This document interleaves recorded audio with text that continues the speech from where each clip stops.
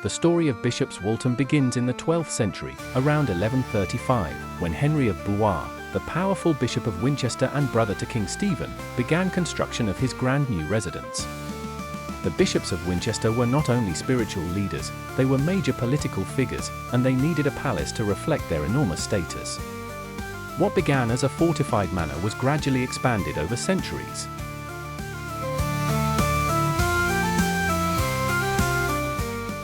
The palace reached its zenith in the late 14th century, thanks to another prominent bishop, William of Wykeham, founder of Winchester College and New College, Oxford.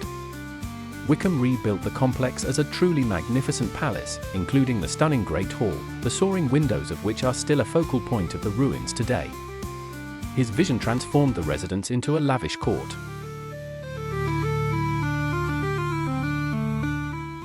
For over 500 years, the palace buzzed with activity. Its halls hosted royal councils and crusading kings. Henry II held court here, and Richard the Lionheart stayed after his coronation. Perhaps most famously, in 1415, King Henry V stayed at the palace for 2 weeks while preparing to embark for France, a journey that would culminate in his victory at the Battle of Agincourt. Even in the Tudor period, its importance continued. Cardinal Beaufort, one of the palace's residents, was uncle to Henry V and a key figure in the realm. Much later, Queen Mary I met her future husband, Philip of Spain here, in 1554, just before their wedding in Winchester. Bishops Waltham was a centre of power, religious authority, and national politics.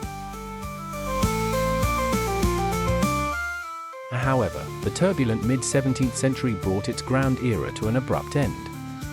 The English Civil War proved fatal for the palace. In 1644, Bishop Walter Curll, a staunch royalist, was besieged by parliamentarians. Although he managed a daring escape, the palace itself was not so fortunate. Following the siege, the parliamentarians systematically slighted the palace, destroying it to prevent its use as a royalist stronghold. The roofs were stripped, the grand structures damaged, and the palace was never rebuilt. The bishops of Winchester abandoned the site, leaving it to the mercy of time and the elements. What remains is a beautiful, evocative ruin, a powerful echo of a glorious past.